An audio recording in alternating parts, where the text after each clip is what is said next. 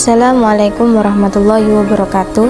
Saya Fidrina Ayu Rahmadini, NIM 2402017, Program Studi Agroteknologi di Institut Teknologi Perkebunan Pelalawan Indonesia. Dosen pengampu Salmiati MPD PhD.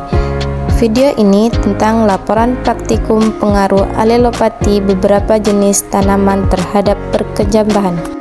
Latar belakang: dalam persaingan antara individu-individu dari jenis yang sama atau jenis yang berbeda untuk memperebutkan kebutuhan-kebutuhan yang sama terhadap faktor-faktor pertumbuhan. Kadang-kadang satu jenis tumbuhan mengeluarkan senyawa kimia yang dapat mempengaruhi pertumbuhan jenis-jenis pohon lain, dan kemungkinan dapat mempengaruhi pertumbuhan dari anaknya sendiri.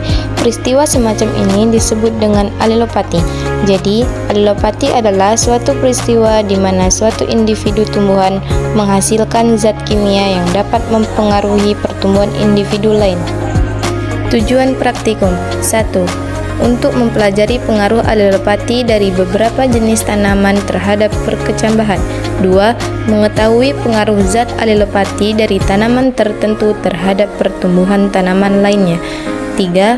Mengetahui jenis tanaman yang paling sedikit terpengaruh oleh zat alelopati. 4. Mengetahui interaksi antara konsentrasi zat alelopati dari tanaman tertentu terhadap pertumbuhan tanaman lainnya. 5. Mengetahui jenis tanaman yang paling sedikit terpengaruh oleh zat alelopati. 6. Mengetahui interaksi antara konsentrasi zat alelopati dengan jenis tanaman terhadap pertumbuhan tanaman. Alat dan bahan bisa lihat di sini ya. Cara kerja: 1. Buatlah ekstrak alang-alang dan rumput teki dengan cara berikut. A. Hancurkan dan haluskan bagian tumbuhan yang dipilih tersebut dengan mangkok penggerus atau blender. B. Buatlah ekstrak bagian tumbuhan tersebut dengan air. Dengan perbandingan bagian tumbuhan, air adalah 1:7, 1:14, dan 1:21. Saringlah ekstrak yang diperoleh dengan menggunakan alat penyaring. 2. Letakkan 10 biji jagung atau biji kacang hijau pada cawan petri sebanyak 9 petri. 3. Siram sebanyak 5 ml ekstrak alelopati ke dalam cawan petri yang telah berisi biji kacang hijau atau biji jagung. 4.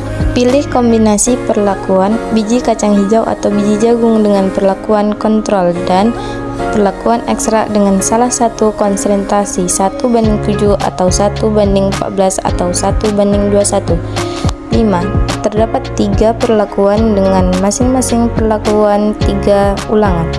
6. Amati perkecambahan biji-biji tersebut selama 1 minggu. Tentukan persen kecambahnya dan ukur panjang kecambahnya. 7. Dengan menggunakan rancangan percobaan acak, lengkap gunakan sidik ragam untuk mengetahui pengaruh perlakuan pemberian ekstrak bahan alelopati terhadap respon pertumbuhan. Inilah video proses pelaksanaan praktikum yang dimulai dengan memisahkan daun dengan batangnya. Kemudian dilanjutkan dengan memotong tumbuhan hingga halus. Selanjutnya mengisi 7 cawan petri dengan masing-masing kacang hijau 10. Lalu tumbuhan rumput alang dan teki tadi diblender dengan ditambahkan air. Dan jangan lupa diaduk ya teman-teman. Selanjutnya hasil blenderan tadi disaring. Setelah disaring, air rumput alang dan teki tadi diukur sesuai dengan perbandingannya. Dan ini adalah pengukuran air biasa untuk cawan petri kontrol. Ini juga air rumput alang atau teki yang diukur sesuai dengan perbandingan. Dan inilah hasil dari pengukuran rumput alang-alang. Setiap 3 cawan petri yang diisi kacang hijau diteteskan 20 tetes air alang atau teki. Dan 1 cawan petri diisi dengan air biasa. Dan inilah proses pengamatan kelompok kami selama seminggu. Ini adalah tabel hasil rata-rata selama seminggu. Pembahasan rumput teki. Ekstra alelopati rumput teki dapat menekan perkecambahan biji kacang hijau dan menghambat pertumbuhan awal kacang hijau.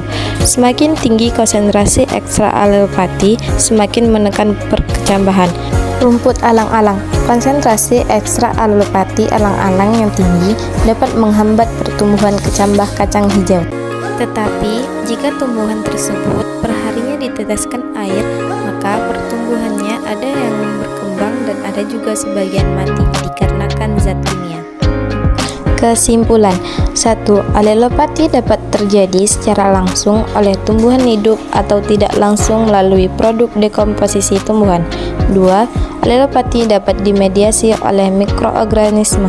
3. Alelopati dapat merangsang atau menghambat perkecambahan atau pertumbuhan tanaman. 4.